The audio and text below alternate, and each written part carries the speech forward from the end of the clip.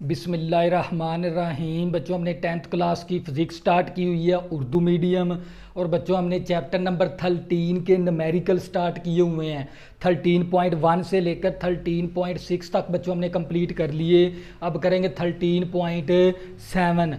बच्चों 13.7 शुरू करने से पहले अपने जो उनसे मोबाइल की जो उनकी ब्राइटनेस है ना वो बढ़ा लिया करें। अपने जो उनसे मोबाइल की जो उनकी स्क्रीन है वो हॉरिजॉन्टल कर लिया करें ताकि आपको ये पूरा वाइट बोर्ड नज़र आए।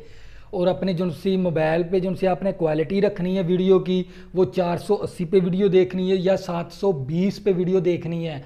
और आपको ये वाइट बोर्ड पे हर लिखी हुई हर चीज़ वाज़ेह नज़र आएगी।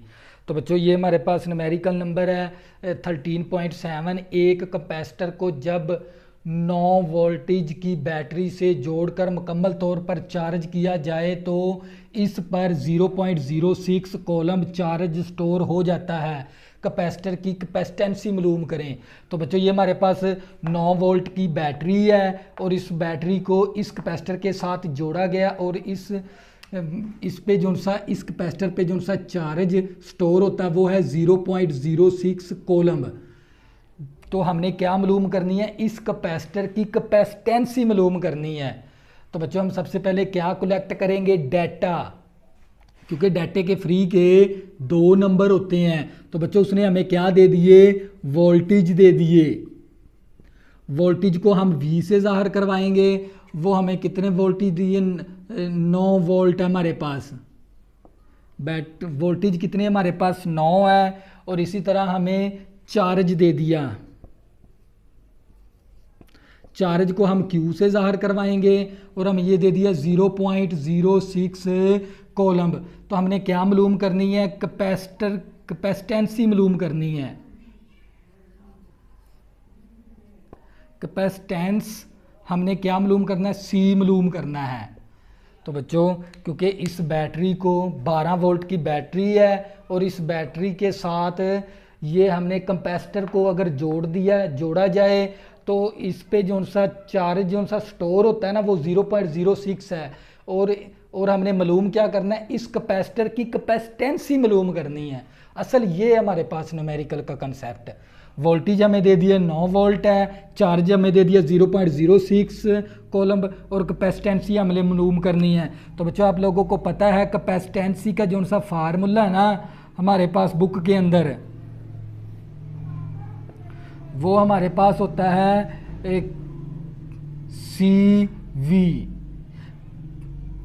Q बराबर हमारे पास होता है CV। Q बराबर CV होता है कैपेसिटेंसी।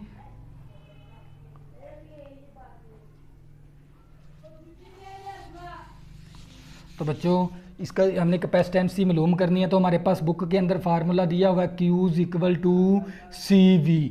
Q = CV। हमने ये C मालूम करना है, ये कैपेसिटेंसी मालूम करनी है। तो बच्चों ये V ज़रब है, इस तरफ आके V क्या हो जाएगा, ये तकसीम। तो यहाँ पर क्या बचेगा C। तो मैं इस मसावात को मैं इस तरह भी लिख सकता हूँ, C = Q/V। तो बच्चों अब क्या करेंगे, वैल्यू दर्ज करवा देंगे। Q की वैल्यू हमारे पास किसके बराबर है, 0.06 है ओवर, और हमारे पास वोल्टेज V की वैल्यू हमारे पास 9 है। तो बच्चों अब क्या करेंगे, वैल्यू दर्ज करवा देंगे। Q की वैल्यू दर्ज करवा दी, V की वैल्यू दर्ज करवा दी। अब तकसीम करवा देंगे 0.06 तकसीम करवाएंगे 9 के साथ। तो हमारे पास आंसर आ जाएगा C = 6.666। और साथ क्योंकि हमें मल्टीप्लाई 10⁻³ साथ लिखा हुआ 10⁻³ और क्योंकि कैपेसिटर का जो सा यूनिट होता है वो फैरड होता है इसलिए F लिख देंगे। यूनिट क्या होता है, फैरड, इसलिए हम F लिख देंगे। तो बच्चों ये मेरे पास C = 6.6। अब ये 6 से बड़ा नंबर है, 5 हो या 5 से बड़ा नंबर हो, इसको ख़त्म कर देंगे। इसको हमने ख़त्म करवाना है, ये 5 है या 5 से बड़ा हो तो इसको ख़त्म करके इसमें एक जमा करवा देंगे। 6 * मल्टीप्लाई 10⁻³ फैरड। तो बच्चों ये था हमारे पास न्यूमेरिकल नंबर 13.7।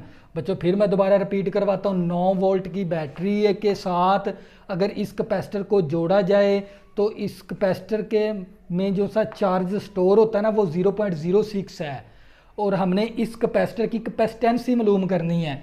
तो वोल्टेज हमें दे दिया उसने 9 वोल्ट, चार्ज हमें दे दिया 0.06, कैपेसिटेंसी हमने मालूम करनी है, और हमने ये फार्मूला बुक के अंदर किया हुआ है Q = CV। तो हमने C निकालना है, V इस तरफ ज़रब है, इस तरफ आके तकसीम हो गया। इस मसावात को हम इस तरह भी लिख सकते हैं।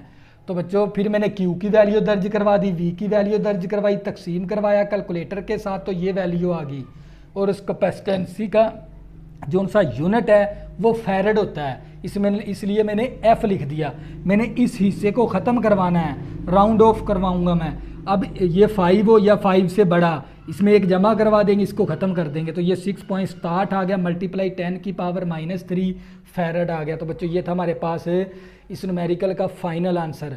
अगर बच्चों आपने अभी तक मेरे चैनल को सब्सक्राइब नहीं किया, प्लीज़ इसको सब्सक्राइब कर लें ताकि आने वाली न्यू वीडियो आपको आसानी के साथ मिल सकें। अल्लाह हाफ़िज़, दुआ में ज़रूर याद रखना।